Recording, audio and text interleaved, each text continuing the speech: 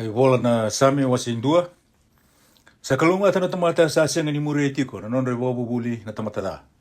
Si tu ena non sala, na vola vola da. Si tiko ena non tiko tiko. Ando bi vagali ali ai. Ia kasama ro tiko ena vuna wi chiova. Asa wana no matiko na non vuna ena singa kena bongi. Ena tutu wata kena kau sa te ena bati ni wai. Sa vo taka na buana ena kena ngona. Rona talanga ena senga ni malai. Ia na kake denga sa kabo ko koya. Ena yalo. Era sa senga ni waka kina na tamata da. Era sa tutu watanga kinangani sila sa tangina tani. O koya ngo era na senga ni tunde kina na tamata da. Ira sa lewai. Se ko ira na volvola da ena non re songo songo na yalo ndono. Ni sa kilago chiova na non re volvola na yalo ndono. Ia na non re volvola na tamata da. Ena rusa leivi. Wasi rua. Ena dava era sa andau dunru, na vei mati ni tu. Ka wakana numa na kawale kuira na leo ni vei bonua. Era sa tu vai walu, na tu i ke urugura. Ara sa ambose bata kuira na kena turanga. Mera vei wala ke chova, ke koya kalumuto ko koya. Ara kaya, tu unru te lakasara na kenro i vesu. Kambiu te tani vei kenda na non raundali. Ko koya sa tiko mai loma langi ena rendre. Ena wagaliele ira na turanga. Ena gai bosa veira ko koya ena nona dhunru. Ka wararawa te ki ira ena nona dhunru katakata. Ka kaya ia koya o ngā kau sambuli koya na nungu tui. Ena nungu ulu ni wunua tambu ko saiwoni. Au na tukuna na ilesi-lesi. Sa kaiwe iau o chiova ko ia ko na luvengu. Au sa wakatumuri iko ena singongo. Kirea mai ve iau kau na sulia na vei matini tu me nomu i wata-wata. Kena yala ke uro mo tau kena. Kono waro ti ira, ena i tiko kau kamea. Pana waro lagi ira me wakana bilo nei koea, andau tuli kuro. Ia mundau ngai wuku ongo, ko ike mundau na tui. Tau wakatau lidi, ko ike mundau na turanga ni lewa ke ura.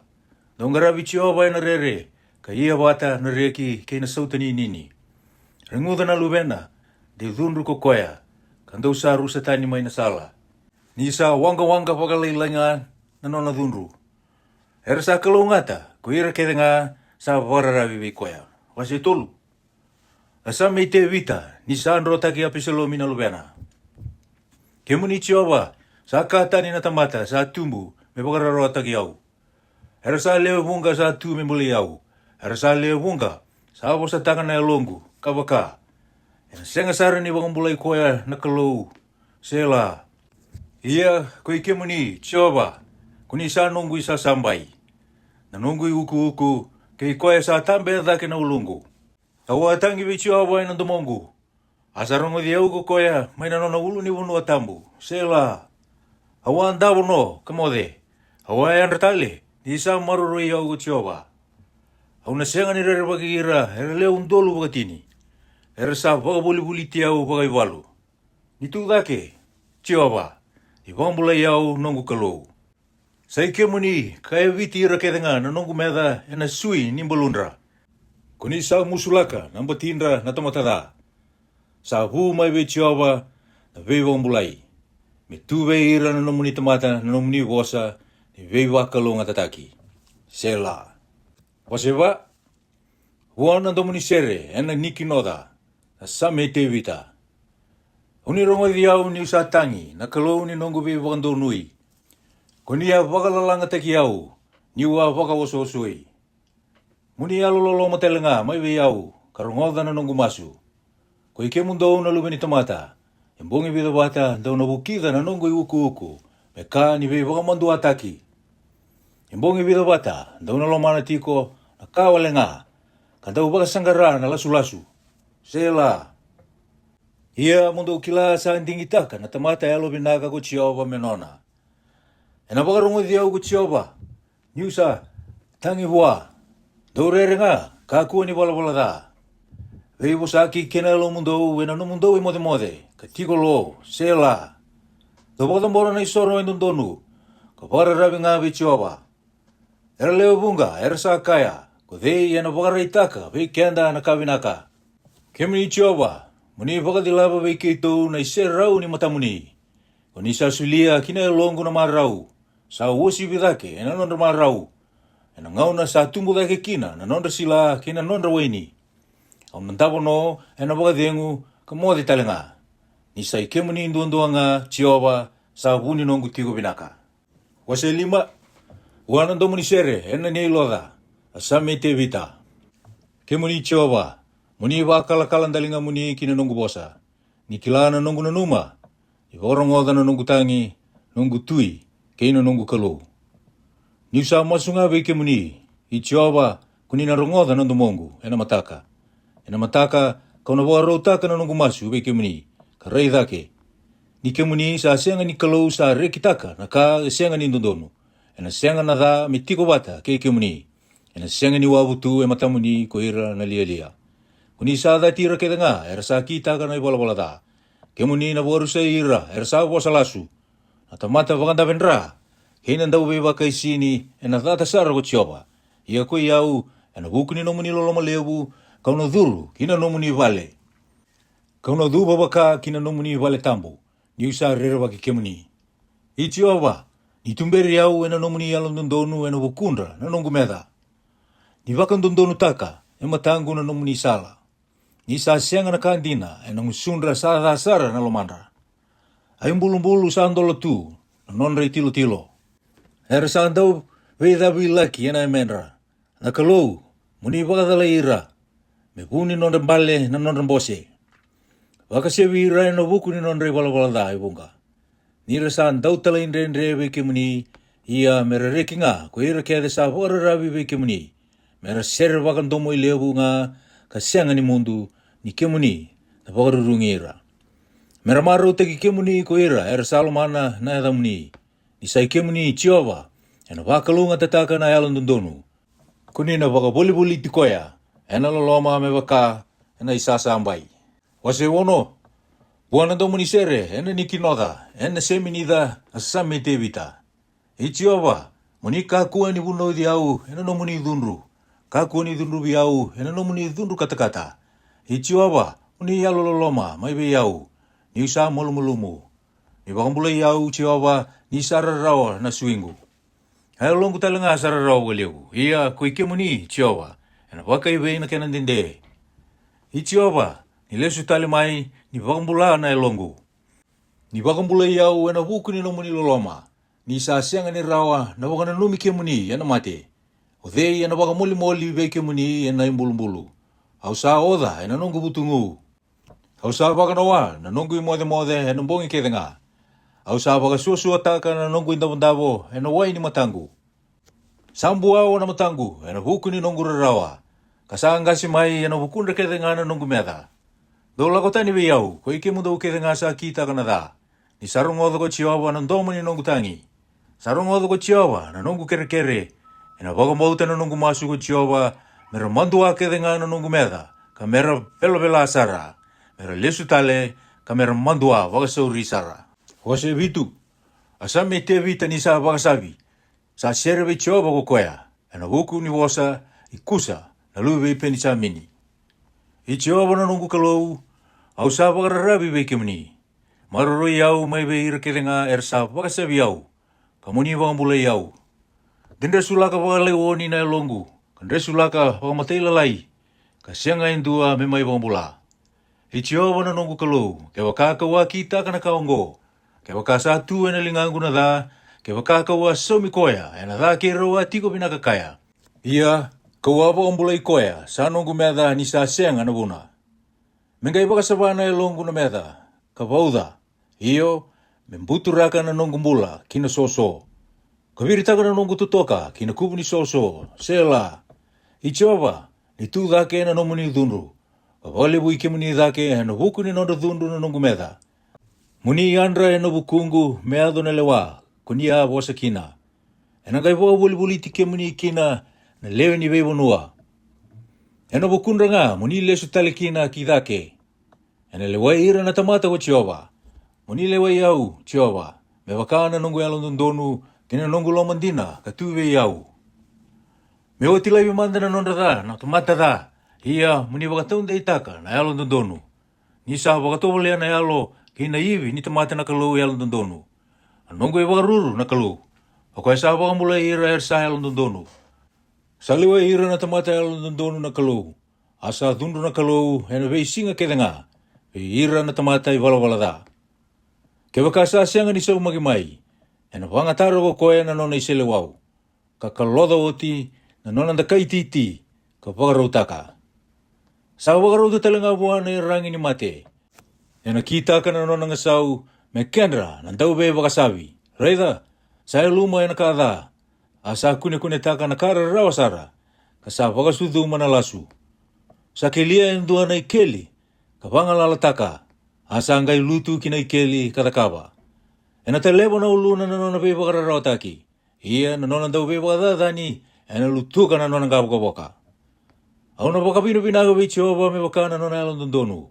Au na seretaka na wakamuli. Ina elda ichioba sa de sara. Pose walu. Wana domuni sere, ena kitida. Sami te vita. Ichioba nani mamituranga. Kata lewa indina ne rongo ni adamuni buru taudoko. Oni sabara itaka na numuni langi mai loma langi adake. Mai nangusundra nangone lalai.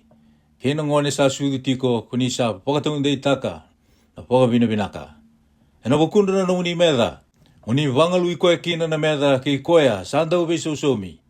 Ni sa wakana numa na numuni loma langi na taka ningangalo ni lingamuni. Na bula kena kalo kunisa lisia. Adawa na tamata muni na numi koe kina. Kena lumi ni tamata muni indau televi koe kina. Oni sambuli koea me uosi bisombo wakalilai ve ira na angilosi. Wakai salataka enai uku kena waroko. Oni sa lisi koea mele wana taka ni lingamuni. Oni sa waka malu mutaka ruku ni awana na kakedenga. Na sipi kedenga kena pulmakau. Kena manu telenga ni wanua.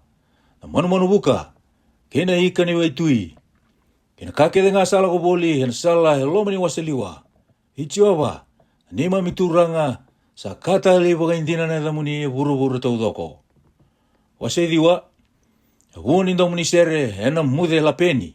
Asame te vita. Au na waka pinaka vichioba ena longu taudoko. Au na tukuna kedenga na nomuni daka. E wewa kurumbu itaki. Au na reki kamaro taki kemuni. Au na seretaka na edamuni. Oi kemuni sa de sara. Nira saan rota ni na nungu meda.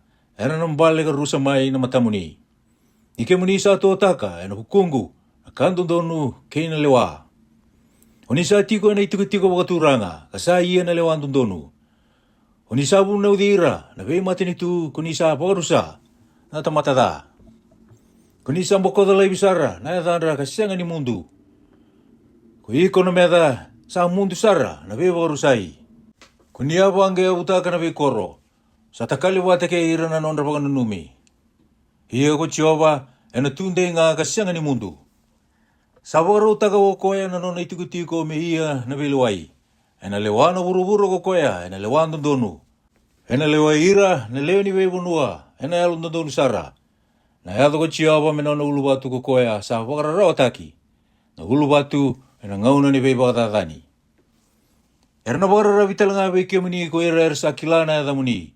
Kuni sa senga ni biuti ira sa wakasangara kemuni. Chioba. Dau sere vei chioba. Vei koe sa tiko mai saiwoni. Tukuna vei ira na tamata na nona daka. Ni sa tarongo ko koe na isau nindra. Sa nanumi ira.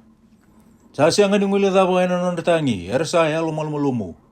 Ichioba. Muni yalo loloma mai vei au. Muni raida na kararawa. Sa yado vei au mai vei ira sa dati au. Oi kemuni ka kauti au dake mai na mata ni koro ni mate.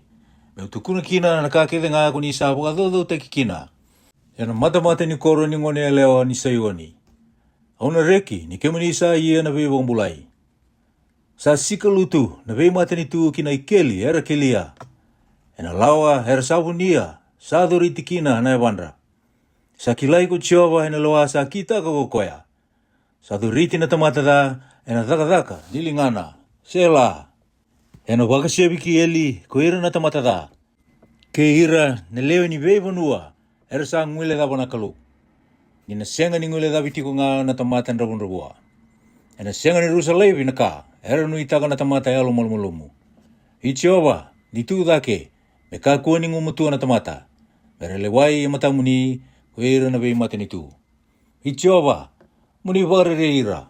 mere kilai ira na leo ni bebonua ira sa tamata walenga sela wase chini ichoba kuni sa tu baya wa heno buku ni daba kuni sa buni te ke muni ena veisinga ni rawa ena buku ni daba ni sa bebe le una tamata da sa bada da ni koya sandra bunrubua uni lawa merobodi ena vere er sambukia sandoka ikuana tamata da ena buku ni ngangande ni alona kasandon doka nandau kodo ia sambe di chioba ni sa bebe le una matana na tamata da sa siang ni bia bakasangarana kalu satakali na kalau na ka kedenga sa nanuma akani ndau be wararo taki na nonai wala ina beisinga kedenga nomu ni lawa sa ya osibita da ke na ka sa reida na matana ia na nona me da kede sa baka siu ta ka kokoya sa kai lo mana kauna senga sara ni baga ya balati kauna senga ni kune na rawa mai na itambata mata indua kai do na itambata mata kandua sa sina ina ngusuna ya na ruru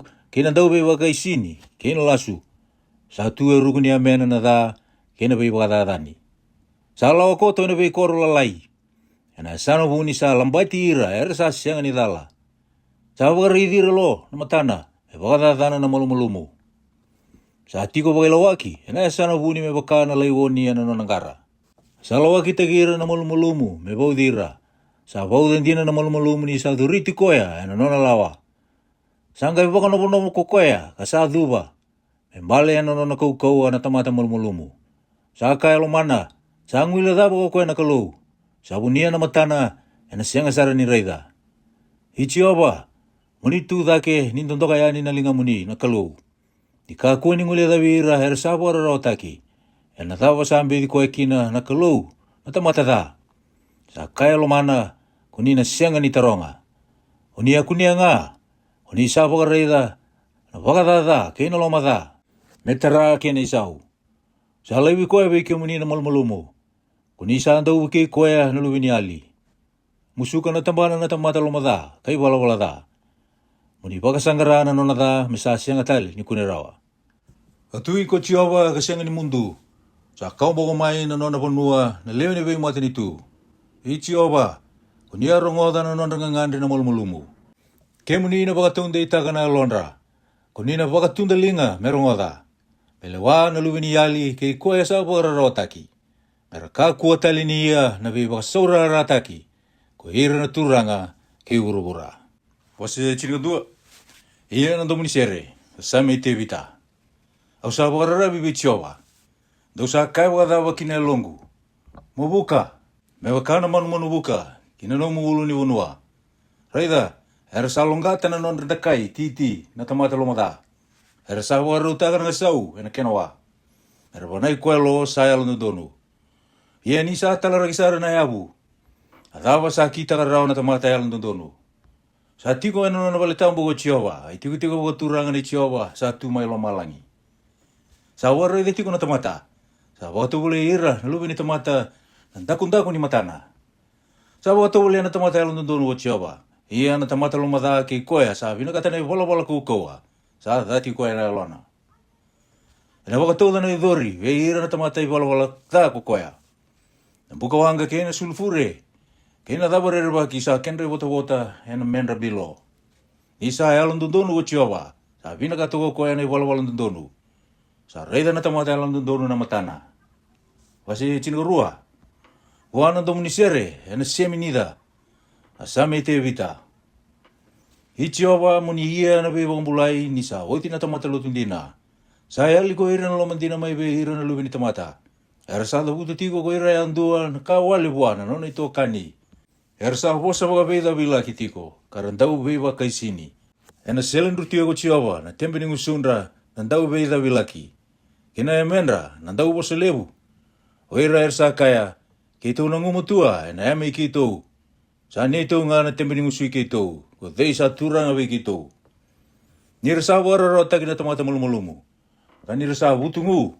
Tiko na tamata nrobunrobua sa kaya ko chioba. Au na gai tudake.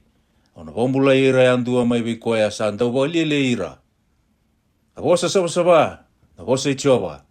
Baka na siliba. Sa baka tubule i na kurngele. Sa baka saba take baka bitu. I chioba. Kuni na maruro ira, kemuni na maruro ira, e na itabata mata ongo, ka sianga ni mundu. Era sa andau lago boli, ena besa na kedenga na tamatada. Nira sa vakalevu-levui na tamata vela sara. Wasi chino tolu. Wana ndo munisere, sami te vita. Hichiwaba, sa vakaive na kena dende, na nomuni ngule da viau. Ena tau mutumbeka. Ena vakaive na kena dende, na nomuni vunia, na matamuni ve iau. E vakaive na kena dende, me umbosi tiko ena vunia longu. Ni sara rawa tiko na lumangu ena vesinga. E vakaive na kena dende me rawa iau na nungu meda. Hichiwaba, na nungu kalou, monina numa, kamoni rongo diau. Wakarara mataka na matangu, de umode, kamani mati sara. Dera kaya na nungu meda, au sara wai koe sara. Dera reki ko ira sa wara rao teki au nisa, e avalati. Ia ko iau, kau sa wara rabi nga ena numuni lolama. Ena reki na e longu, ni kemu nisa ia, na peiwa umbulai. Au na serve chiova, nisa thakabinakabi au ko koea. Wasi chiniga pa? Wana ndo munisere, sami te vita. Sa kaya lomana na tamatalia sa sianga na kalou. Era sa tha sara, era sa kita kana i wala vela. Sa sianga indua, sa thaka vinaka. Sara isoma mai loma la ingi chiawa ki be ira na tamata. Raida sindua sa kila. Se wakasangara na kalou. Era sa lisutani wata kita nga. Era sa yado mera vela. Sa sianga indua sa thaka vinaka. Sa sianga sara indua. Sa sianga mbeka na buku be ira kede, era ndau kita kana i wala da. O ira era sa kania na nungu tamata me baka era kana mandrai. Kara sa sianga ni masu be chiawa. Era waka lebu mai kea. Nisa tiko na kalou ke na nonra kawa na tamata alon dondonu. Dau sa waka lia na lewani tamata nrabua. Ia sana na ndron rogo chiawa. Lako kusarao manda mai saiwani na wakambula ni Israeli. Ina kauti ira tali mai go chiawa na nona tamata era wakambula taki. Ena ngai reki ko ira na chekope ka marau ko ira na Israeli. Wasi e chini kalima, asame te vita. Hichiwaba, o dhei ena tiko ena nomuni vale. O dhei ena tiko wakandua, ena nomuni ulu ni bunua tambu. O koe sa ala kabon tondonu, ka kita kana i wala tondonu. Ka wosan dine tiko, maina vuni alona. O koe sa senga ni kakasi na emena. Se takatabu ana kai nona. Se tabuta na rongo, sa wakatata ki kina na wekana. Sa mbeda na tamata vela na matana. Ka sandu kai ira ersa rerwa ki chioba. Ke sa bumbului kangai dha kina ko koea. Ia sa senga ni veivutu ni takatale. Sa senga ni sulia na nana ilabo me rui levu kina na kena i kere. Sa senga talanga ni wandonu ia na i tautauri me dhana tamata ndondonu. O koea sa kita kana kaungo. Ena senga sara ni awala tirawa. Emeni.